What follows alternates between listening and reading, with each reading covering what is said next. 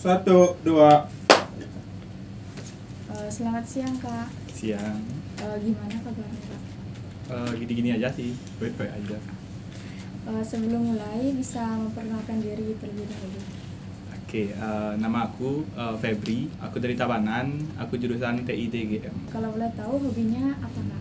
Kalau untuk hobi, aku tuh random, tapi aku suka itu di berkarya visual, itu di video ataupun di desain. Dari hobi kakak, apakah ada hubungannya dengan departemen kakak saat ini? Kalau dibilang hubungan tuh dekat banget, soalnya departemenku tuh kan departemen yang handle di bagian video atau dokumentasi dari BEM. Saat ini aku berada di departemen itu, dan untuk hobiku itu sangat nyambung banget dengan departemenku, dan aku juga merasa di departemen ini juga aku lebih ngembangin bakatku di bidang desain itu. Boleh ceritain gak Kak sedikit pengalaman organisasi sebelum menjadi anggota BEM? Kalau sebelum jadi anggota BEM tuh di SMP mungkin aku sempat jadi OSIS, tapi itu bukan dari aku sendiri yang ingin, tapi ditunjuk oleh guru saat itu. Dan untuk di SMA mungkin aku gak terlalu ikut organisasi karena aku mageran, dan di kuliah aku masuk BEM karena gak sengaja juga, karena di awal itu aku gak tahu apa-apa, aku cuma pengen ikut OKM aja biar santai, tapi ternyata pas PKKMB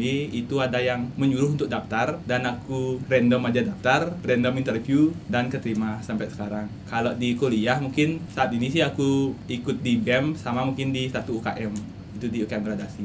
Menurut kakak, orang yang cocok menjadi anggota BEM itu kayak gimana sih Kak? Kalau orang yang cocok sih sebenarnya yang paling utama tuh orang yang mau, karena kalau orangnya udah mau masuk BEM pasti mereka akan menyesuaikan diri untuk cocok menjadi anggota BEM. Tapi kalau ada yang kayak aku terpaksa, itu mungkin kalau merekanya bisa menyesuaikan diri mungkin mereka akan jadi cocok, tapi kalau tidak bisa menyesuaikan diri mungkin mereka akan menghilang. Suka dan duka kakak selama menjadi anggota BEM apa saja? Kalau suka dan duka, kalau sukanya mungkin aku punya teman-teman, aku punya pengalaman tambahan di kepanitiaan ataupun di kegiatan-kegiatan BEM. Tapi untuk dukanya, mungkin duka di waktu, karena di BEM itu sangat menyita banyak waktu, khususnya juga aku kan jauh dari kampus, jadi aku harus ke kampus tuh lumayan memakan banyak waktu, dan di kampusnya juga itu juga lumayan memakan banyak waktu untuk kegiatan-kegiatan BEM-nya. Mungkin dukanya sih di waktu sih paling utama. Perubahan positif maupun negatif yang kakak dapatkan setelah mengikuti anggota BEM atau manfaat yang didapat setelah mengikuti BEM? Kalau manfaat positifnya sih aku lebih bisa ngomong di depan banyak orang, karena di waktu aku SMP, SMA tuh aku malas ngomong di depan banyak orang. Aku mendingan diam aja, biarin orang lain ngomong. Tapi pas di BEM, di awal-awal mungkin aku masih diam-diam aja. Tapi di periode kedua ini, karena aku diberi kepercayaan suatu jabatan, jadinya aku dipaksa untuk ngomong. Jadinya aku mulai berusaha untuk belajar ngomong yang benar. Dan kelamaan mungkin jadi terbiasa untuk ngomong di depan banyak umum. Itu sih manfaat positifnya yang paling terasa di aku. Kalau negatifnya? Kalau negatif sih sama kayak tadi sih, di waktu banyak terbuang, bukan sia-sia sih. Waktu yang aku habiskan di BEM, tapi di waktu-waktu yang aku bisa habiskan di luar tuh jadi lebih sedikit. Ada kakak pengalaman yang paling mengesankan dalam kepanitiaan selama berada dalam organisasi BEM? Kalau dalam kepanitiaan semuanya mungkin terkesan, tapi yang paling terkesan tuh namasinya, yaitu si Pubdo. Karena dari awal aku masuk BEM, dari awal kuliah aku ikutin kepanitiaan apapun, baik itu di BEM ataupun di luar, itu aku terus jadi si Pubdo, nggak tahu kenapa. Tapi lama-kelamaan aku malah lebih terbiasa di Pubdo, dan kalau misalnya aku dipindahkan ke si lain mungkin aku bingung mau ngapain di situ. Jadi paling mengesankan di aku itu si Pubdo, khususnya juga di pas PKKMB, karena di pas PKKMB tahun lalu itu diberi kepercayaan jadi koordinatornya. Saat itu aku merasa sangat bingung dan kesusahan banget, dan untungnya pada saat itu ada tangan kananku saat itu ada yang membantu untuk nyelesain semua tugas dari si Pubdo itu. Itu sih yang paling berkesan di kepanitiaan. Menurut kakak kekurangan di BEM ini apa aja sih kak yang perlu dibenahi? Kalau kekurangan, mungkin semua organisasi itu pasti punya kekurangan. Kalau aku lihat di BEM saat ini, mungkin kekurangannya tuh masih ada beberapa orang yang saat melihat temannya bekerja, itu mereka malah duduk diam atau ajak ngobrol, mainin orang bekerja.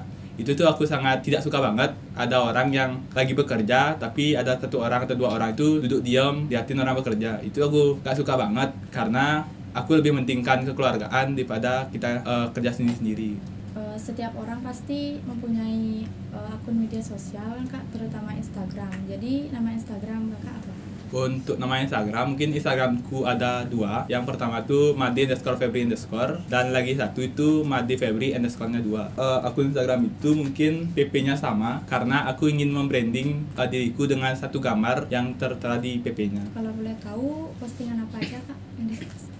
Kalau untuk postingan di yang akun Made_Febri_ itu sebenarnya itu awalnya merupakan akun utamaku, tapi lebih banyak upload tentang gambar-gambar. Jadinya lama-kelamaan di akun itu cuma diupload tentang gambar-gambar aja. Makanya aku buat akun yang kedua, Made_Febri_2 untuk ngupload momen-momenku sendiri.